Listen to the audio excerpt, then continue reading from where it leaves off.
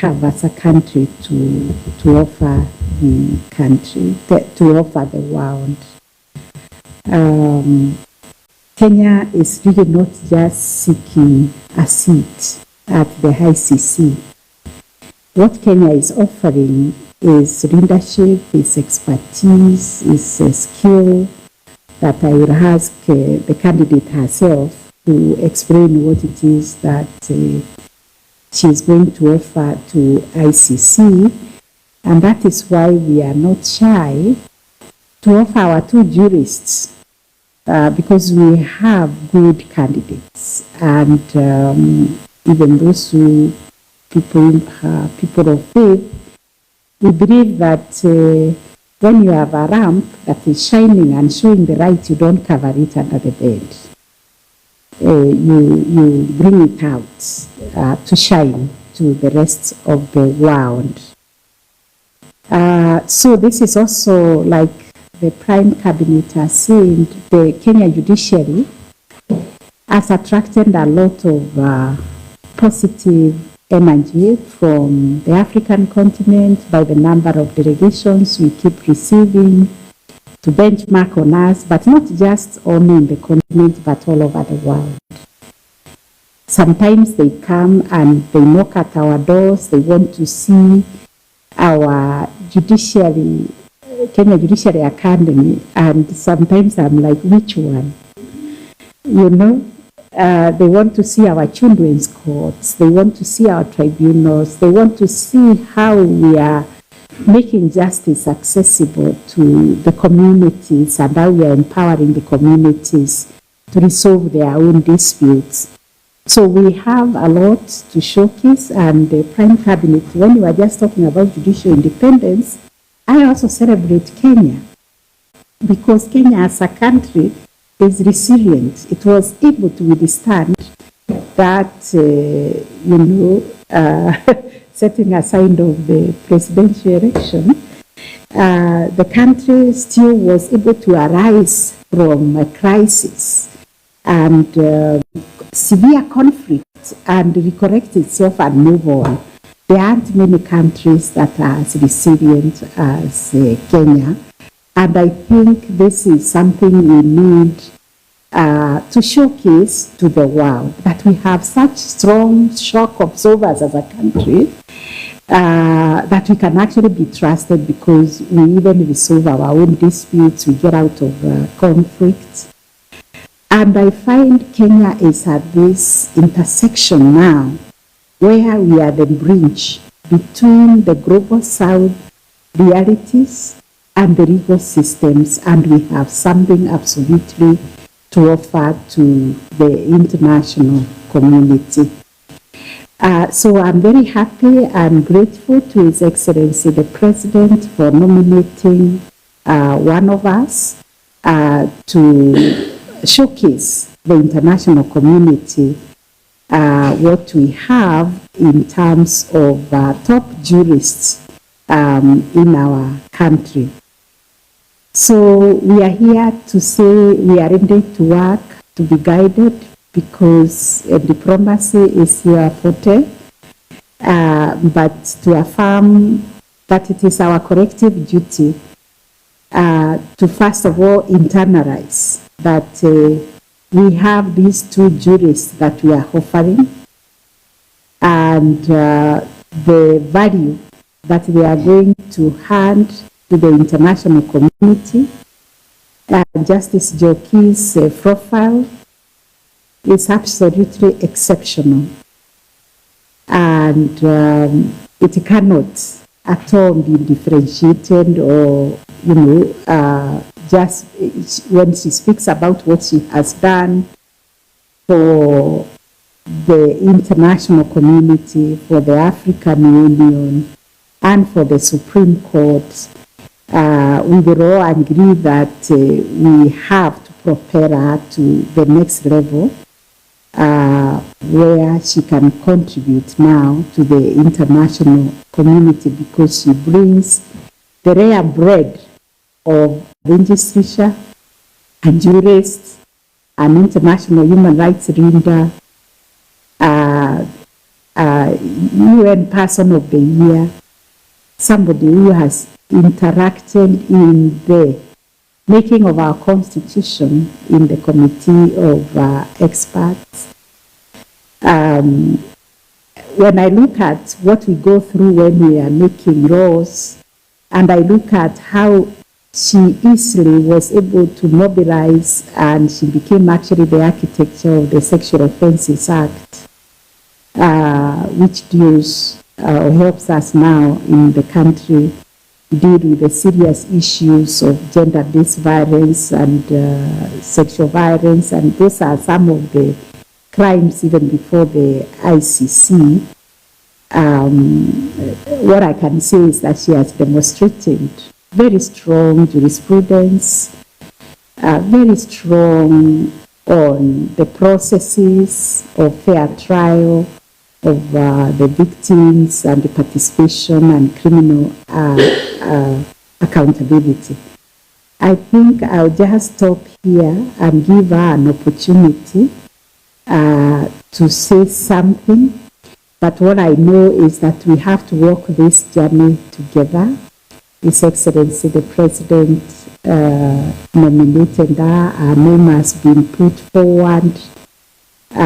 So we just have to work together so that whatever we require for this candidature to succeed, we always work together. I know resources will be required for this campaign, but we are people of faith and people who believe in ourselves, so this will not be difficult to get.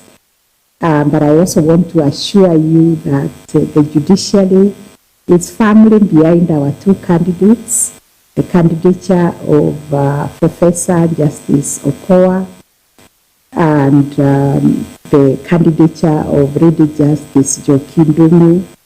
We are carrying both candidatures with equal weight to ensure that even our state parties understand that Kenya is offering two candidates, which is a sign of a very deep commitment to the rules-based international order, and the uniqueness of each of these candidates must also be clearly elaborated and defended.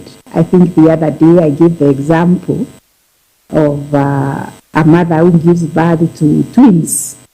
You nurture both. You don't kill one, you nurture both. So we have these great candidates, and for the first time, Kenya is looking forward to having judges in the world's most consequential courts, and that should make us very proud that for the very first time, Kenyan judges are going to fly our flags in these two courts. So I will give the opportunity to the judge to speak, and so that you can hear her. Yes, thank you. Thank you very much, Chief Justice, Your Excellency, the Prime Cabinet Secretary, ambassadors, and the CRJ, and all of us in this room today. I think one of the things the country, I'm not a diplomat, but the diplomats often reflect on is, what is the purpose of candidates, and why do countries present individuals, certain individuals to certain positions? And I think in terms of policy and strategy, it's clear to me and to all of us that the ICC is a place where Kenya was once represented in terms of judgeship, and it is a place we ought to have representation as judge again. And why do I say so? I think Kenya must own our history from lobbying for the Rome Statute, from being signatories of the Rome Statute, our own experience as litigants before the court, and even now, the Kenyan experience has really changed the jurisprudence of the ICC. ICC, when it started, relied heavily, it's a hybrid system on civil and common law, but it relied very heavily on a lot of procedure from civil law. But because of the Kenyan cases, because of the concept of how common law democracies are run and our justice system, the procedure in the ICC has changed a lot. How they look at evidence, how they look at witnesses, how even the court processes themselves are conducted. And there's still a lot more that we have done in Kenyan judiciaries, which we ought to, through judicial diplomacy, share with international courts as well. But not just the issue of procedure and jurisprudence. The ICC is a court that also looks to victims. And how do we look after victims? Thus far, the ICC itself has looked at reparations, it looks at compensation to victims, but I think there's a lot that we can share from Kenya in terms of how we dealt with our own processes after the 2007 crisis. As a country, we reflected, we developed 4 agendas. 1, to investigate the election violence. 2, to an investigation of what happened in the elections. 3, to be able to restructure and bring in constitutional reforms. And 4, just to look and say, how do we make sure we never go back there again? Creating institutions like the TGRC, looking at truth, justice, reconciliation. Looking at our institutions like the NCIC, which looks to make sure that we do not, we protect, we prevent ethnic hatred, hate speech. All these institutions, many countries do not have. Many countries that come out of conflict and war do not know how to restructure in such a way as to make sure that you prevent conflicts in the future. And those lessons, those experiences, we must share with the global community. It is our responsibility as part of the global village, as part of state parties to the ICC, to be able to share that. And I do believe that we can do this through this candidature.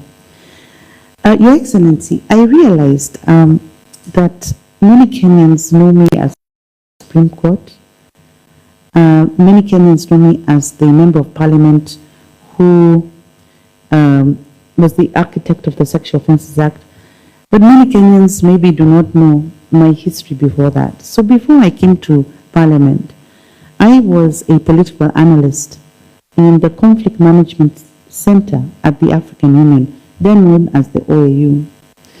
And initially, I was in the Conflict Management Center, looking at early warning signs, trying to develop the AU strategy towards peace building before I was moved into the Human Rights Division because of my expertise in human rights. And I dare say, Your Excellency, that the Maputo Protocol, the first draft that was ever discussed formally in the AU, came from my computer. And it gives me great joy to see that eventually it went through, the member states adopted it, and now it is a protocol to the African Union legislation for states. Before that, I also had the opportunity to work in the United Nations High Commissioner for Refugees as a protection officer. I was a national protection officer based here in Kenya, but dealing with refugee populations that were streaming in from Ethiopia, from Somalia, from Sudan, from Rwanda, from Burundi. In fact, there was a time Kenya we were, I think, hosting the largest refugee population possible. And looking into doing protection work, which means determining whether they are genuine refugees or in fact militias. Are these actually combatants?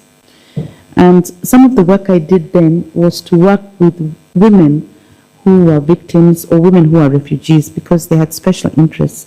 And I do know that in the ICC, they do look at victims of violence, the issue of sexual and gender-based violence as part of war crimes is something that the court looks at. And therefore, Your Excellency, as I thank you for the nomination, I want to assure you that I will be a candidate that you can sell. I have experience, but also, even in terms of understanding statecraft, I will be able to follow the advice, particularly, and I'm so glad to see the key ambassadors here who I met on Saturday, my fellow sister and the ambassador to The Hague, my brother in Addis. I was telling him how I lived in Addis, so he was a bit surprised. But I was telling him how I would like to go back and see him there and engage in the African Union. And also my brother, Ambassador Munari, we also met and we had a chat. Also there is, I want to just let you know that there is Eva, who has actually helped me as the head of candidatures, and she helped me put my paperwork together, the translations together for the nominations to go to The Hague. And therefore, I am here. I'm a malleable candidate. I'm also hardworking. I don't know if you've seen the draft that we have tried to put together on the judicial side. We know that you will have to approve it, but it's just to say we are not waiting for you to do the hard work. We are also going to do our part. And I want to thank you very much for any support, for all the support you give me. And I will ensure that Kenya is well represented in the International Criminal Court. Thank you very much.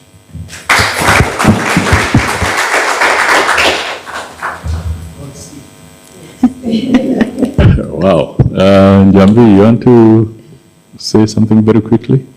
I don't want to make this a very long session. Yeah. Thank you, PCS, Chief Justice, and our candidate.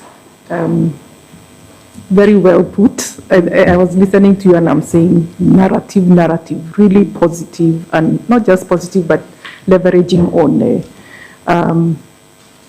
the comparative advantages that you have as a candidate in your experience, and then, of course, contextualizing it within our judicial system and how we have contributed. And I believe that is what many state parties would want to hear. And I do agree, and I believe everyone who's here, that we do have a very good candidate. And the fact that, His Excellency, the President and the Cabinet, as PCS has said, need that approval. So I'll quickly just say that the submission of Lady Justice Njoki's candidate was done on the 10th of March, so we're in a good place there. But we also understand that this has been extended to the 12th of April. For other candidates, we understand the number of candidates now are 15, with 8 actually coming from Africa. So it's a competitive space. I believe we are up to the task. We're in the process of forming an interministerial team, and with the guidance of the PCS, the interministerial team will work under the principal secretary. It's composed of the judiciary, the legal office of the Attorney General, the candidatures division, and the multilateral directorate. And then, of course, so it combines both the Ministry of Foreign and Diaspora Affairs and also the judiciary system.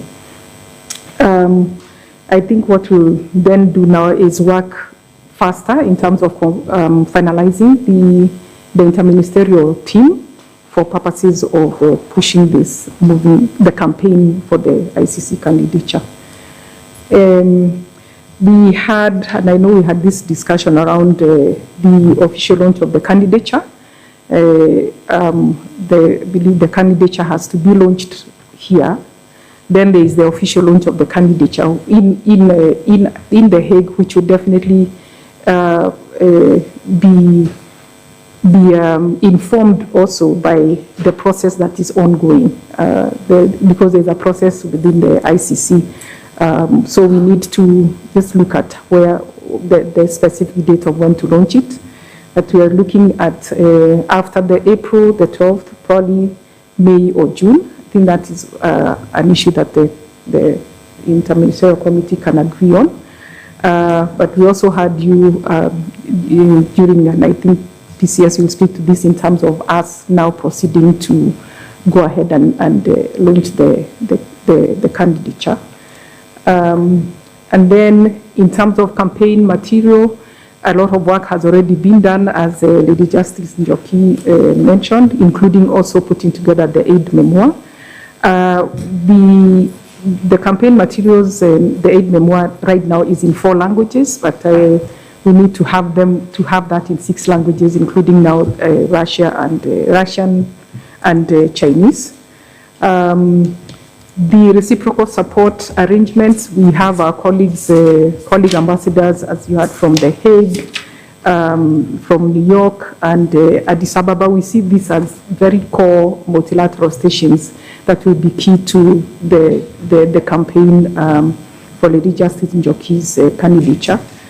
And they will be part and parcel of working around the issue of reciprocals.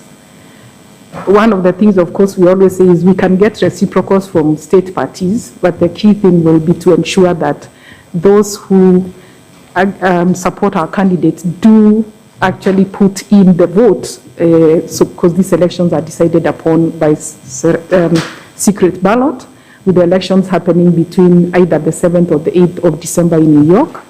So we are really saying we have 8 months, or probably, 8 months within which we should do the campaign. But we really are saying by the time September is reaching, when we have we are going for the General Assembly, we should be going for the full crunch. Then we will also leverage on the presence of our ambassadors in over the 70 stations all over the world. And then, of course, we'll also be engaging the diplomatic corps here in Nairobi, who are more than about 100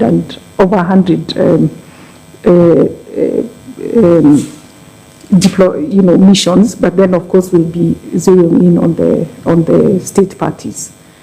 So there will be a lot of engagements. One of the ways that we are proposing is that we utilize the virtual platform, especially in Lady Justice Njoki introducing herself to our ambassadors, because so that they know the product that we are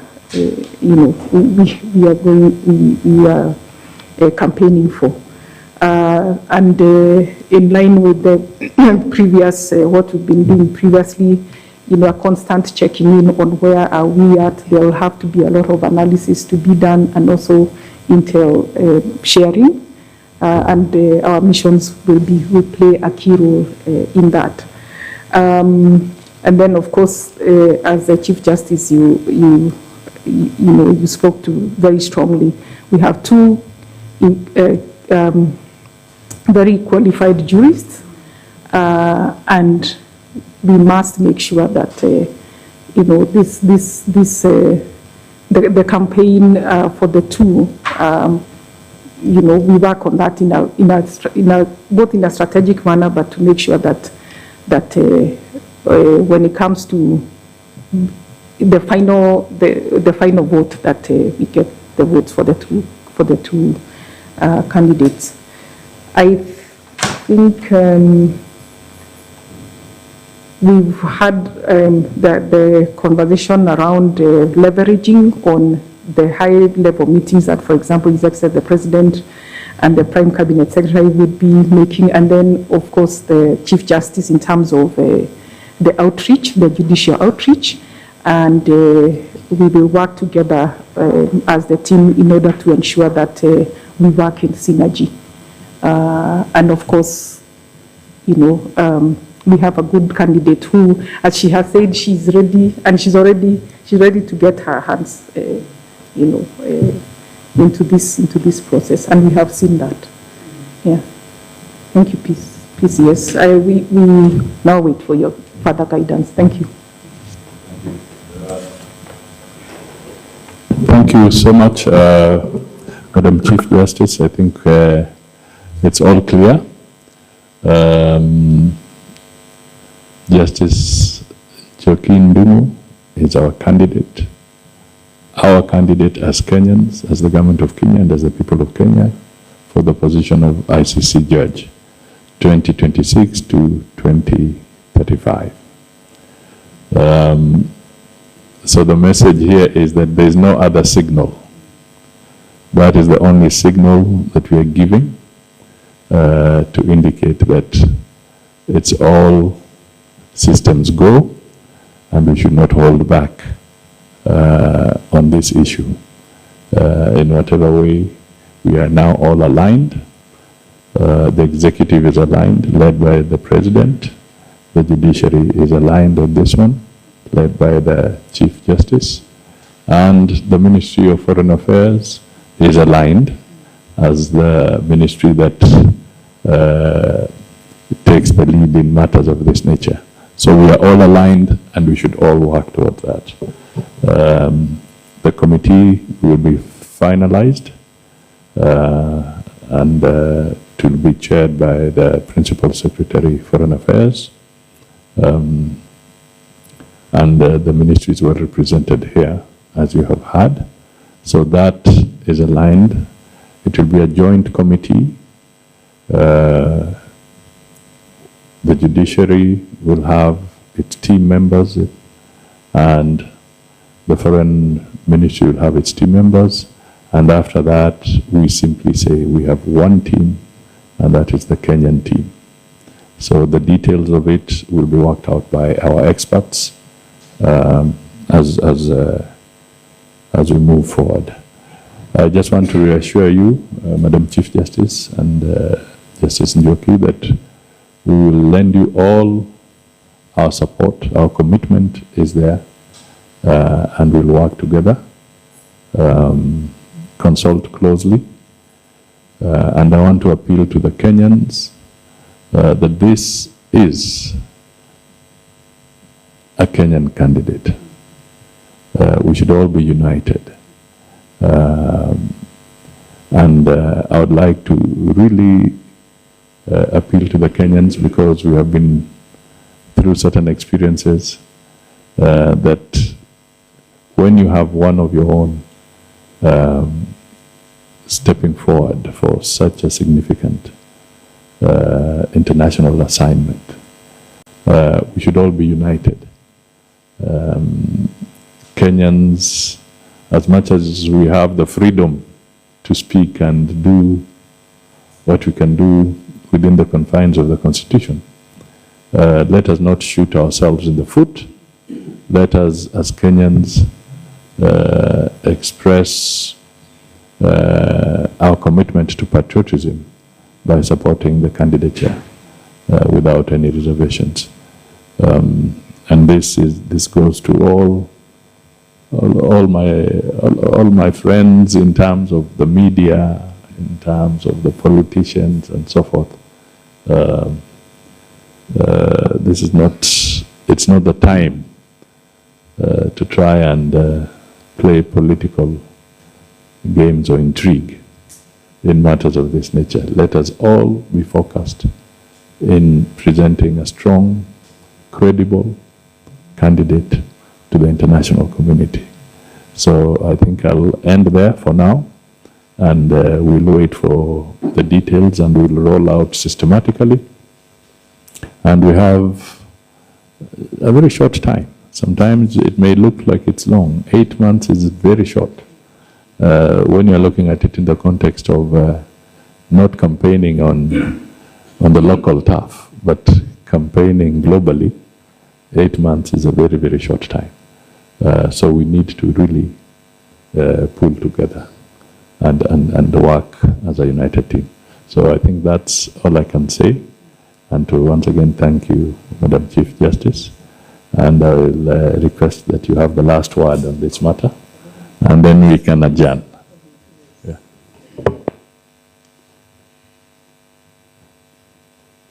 Thank you. Thank you once again, our Prime Cabinet Secretary,